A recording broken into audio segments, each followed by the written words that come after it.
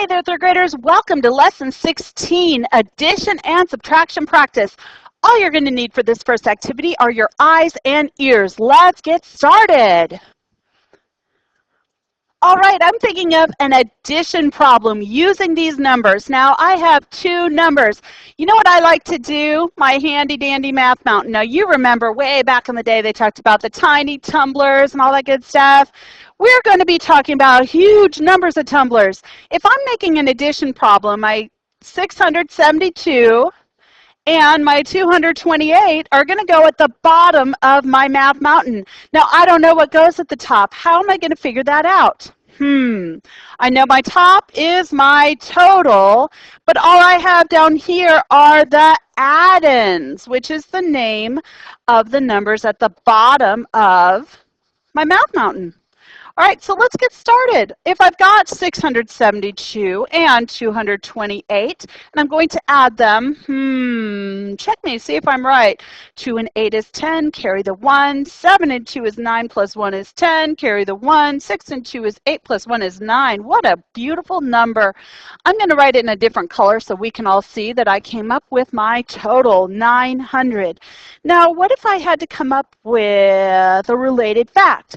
Well, I could say 672 plus 228 equals 900. Or I could flip-flop it. 228 plus 672 equals 900, couldn't I?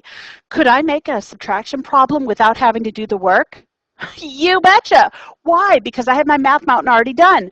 I know the total is first in a subtraction problem, so I would have 900 take away 672. Do I need to do the math? No, that's the best part about it. It's already done because it's on my Math Mountain. What if I did 900 minus 228? Could you figure that out? You sure could. 672, because all these facts are related. Great job. All right, guys, I just did an addition problem figuring this out. Now let's see if we can come up with a subtraction problem.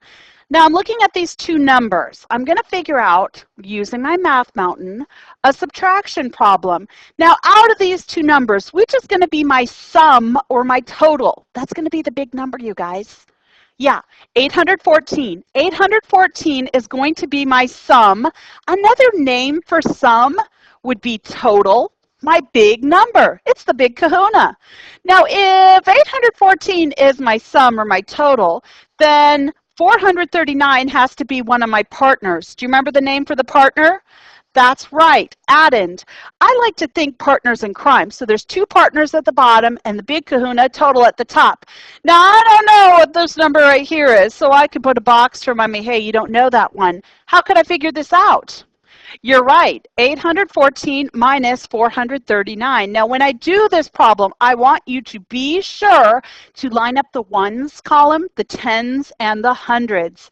All right, let's get started. I'm going to use a different color ink so you can see when I do my ungrouping. All right, when I look at this, there is more on the bottom. If I have 4, can't take 9 away. If there's more on the floor, go next door to borrow 10 more. So instead of having 1 10, that's going to turn into 0 10s. But those 10s are going to move over. So instead of 1 10 stick, I'm chopping it into 10 ones. So that's 10 ones plus the 4 that are already here are going to be 14. 14 take away 9 is 5. Can't do 0 minus 3, can I? If I have nothing, I can't give you 3. Surely not. So instead of 800s, I'm going to make it 700s. And I'm going to take that 100 and break it into 10 10 sticks. 10 10 sticks plus the 0 10 sticks that are there will stay 10 10 sticks. 10 minus 3, I can do that. So 10 minus 3 is 7, and 700s minus 400s is 300s. So I know my mystery number is 375. Now, who thinks they can do the related facts? You got it. Do we have to do all the math over again? No. Why? Because we have our Math Mountain. So I could do 814 minus 439 equals 375. Or I could do 814 minus 375 equals 439. Could I make some addition problems from this? You betcha. We could do 439 plus 375. Do I have to add this, you guys? No, I don't. Why? Because I already have done my work, my math mountain. And if I have 375 first and I add 439, you got it. It is 814. All right, so the whole point of activity 1 is just to realize you can use a math mountain and come up with addition problems and subtraction problems because addition is the inverse or opposite of subtraction. Great job. Now it's time to move on to activity 2.